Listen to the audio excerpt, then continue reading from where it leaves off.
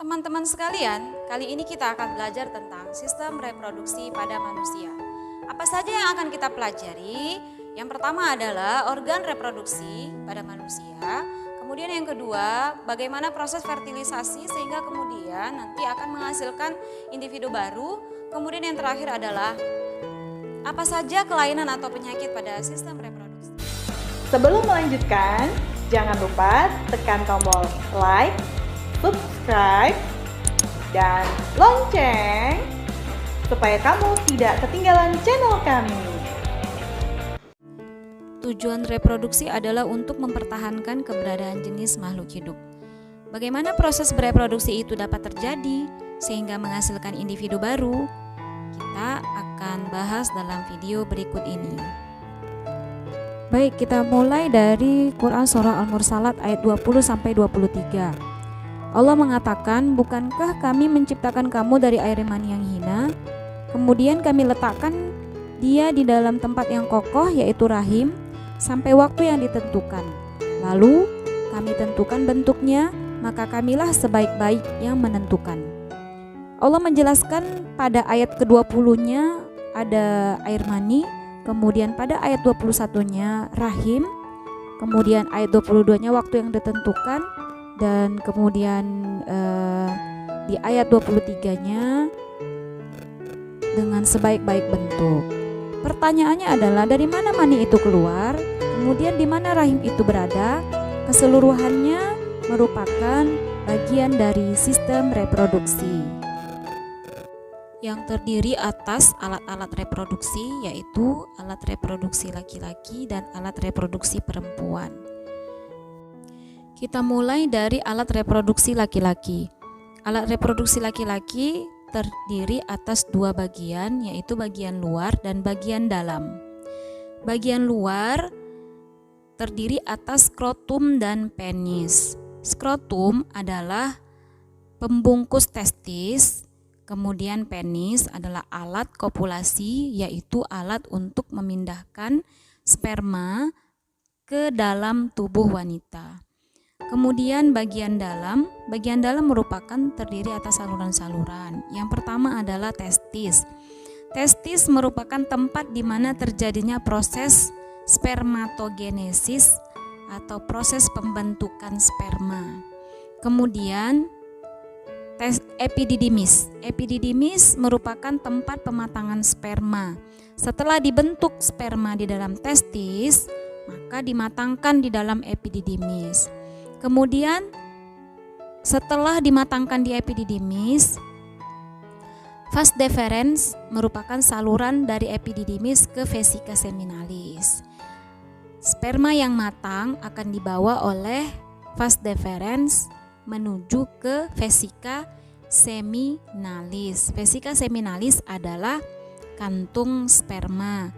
Setelah itu kemudian dibawa ke uretra. Uretra akan membawa sperma keluar tubuh.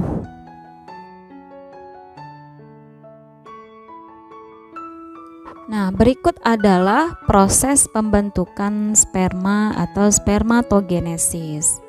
Pembentukan sel sperma terjadi di dalam testis, tepatnya pada tubulus seminiferus. Di dalam testis terdapat sel-sel spermatogonia, kalau tunggalnya disebut spermatogonium, yang merupakan sel induk sperma. Sel-sel spermatogonia bersifat diploid atau 2N. Sel-sel ini akan membelah diri secara mitosis dan menghasilkan spermatosit primer.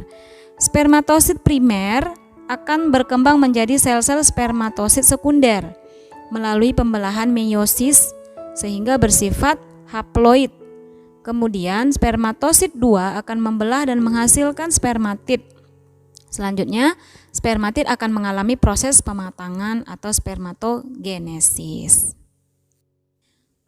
Selanjutnya adalah alat reproduksi pada perempuan. Alat reproduksi pada perempuan juga terbagi atas dua, yaitu bagian luar dan bagian dalam. Bagian luar terdiri atas klitoris atau klentit, merupakan struktur yang sama dengan penis. Kemudian Vulva merupakan terdiri atas labium mayora, bibir besar, dan labium minora, bibir kecil.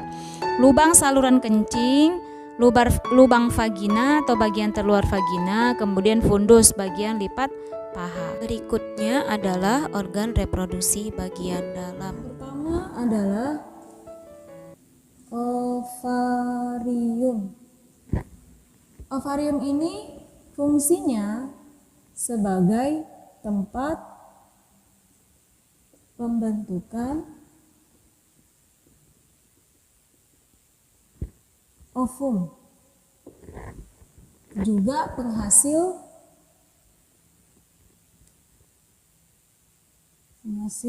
hormon. Hormon apa? Estrogen dan progesteron. Saat terjadi pembentukan ovum di dalam ovarium ini, akan dihasilkan hormon estrogen dan progesteron. Nah, saat terjadi pembentukan ovum, maka saat itu juga terbentuk yang namanya dinding rahim atau endometrium. Ya. Kemudian di sini adalah tuba fallopi atau oviduct, ya. Oviduct ini adalah saluran, ya, pada wanita yang nanti di sini akan terjadi yang namanya fertilisasi atau pembuahan. Pembuahan adalah bertemunya antara sperma dan ovum. Kemudian ini adalah dinding rahim atau uterus rahim. Sedangkan ini adalah cervix atau leher rahim. Kemudian yang ini adalah vagina. Jadi ovarium ada dua buah, ya, satu pasang. Nah, sama-sama fungsinya adalah sama-sama tempat pembentukan ovum, kemudian juga menghasilkan hormon estrogen dan progesteron. Nah, bagaimana terjadinya kehamilan? Kehamilan itu terjadi jika ada sperma yang masuk ke dalam vagina, kemudian dia akan menuju ke oviduct. Disinilah terbentuk. Jika berhasil atau jika terjadi kehamilan, maka sel ovum dan sel sperma akan bertemu dan membentuk yang namanya morula. Morula kemudian berkembang menjadi blastula, kemudian berkembang lagi menjadi gastrula, kemudian menjadi janin. Jika tidak terjadi kehamilan, tidak ada pembuahan, maka ovum yang tadi dikeluarkan melalui ovarium yang disebut ovulasi, ya. Ovulasi adalah keluarnya ovum dari ovarium. Jika tidak terjadi fertilisasi setelah ovulasi, dinding rahim yang menebal tadi, ya, endometrium tadi akan melurus. Dan siklusnya biasanya 28 hari sampai paling lama 35 hari. Nah, bagaimana proses pembentukan ovum di dalam ovarium tadi? Pembentukan ovum atau oogenesis terjadi di dalam ovarium. Kemudian oogonium bersifat diploid, membelah diri secara mitosis sehingga berjumlah banyak, berkembang menjadi oosit primer. Oosit primer membelah diri secara meiosis menjadi oosit sekunder dan badan kutub pertama.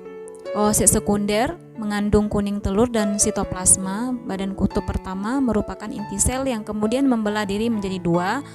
Oosit sekunder membelah diri secara meiosis menjadi ootit dan badan kutub kedua. Ootit berkembang menjadi ovum yang haploid. Setiap oosit primer menghasilkan satu ovum, berbeda dengan spermatogenesis. Kalau spermatogenesis menghasilkan 4 sel anak, 4 sel kelamin, sedangkan oogenesis menghasilkan 1 sel ovum. Yang terakhir adalah penyakit pada sistem reproduksi. Yang pertama adalah gonore atau kencing nanah. Penyebabnya bakteri Neisseria gonorrhoeae ditularkan melalui hubungan seksual. Akibatnya radang pada organ reproduksi yang menyebabkan kemandulan, mata, persendian dan selaput otak pada bayi. Tandanya dan gejalanya terdapat nanah pada ujung saluran kencing dan terasa panas atau terbakar saat buang air kecil. Kemudian AIDS, penyebabnya adalah virus HIV. Akibatnya hilangnya daya kekebalan tubuh terhadap penyakit karena virus ini menyerang sel-sel darah putih. Penyebarannya yaitu kontak cairan tubuh dengan penderita AIDS.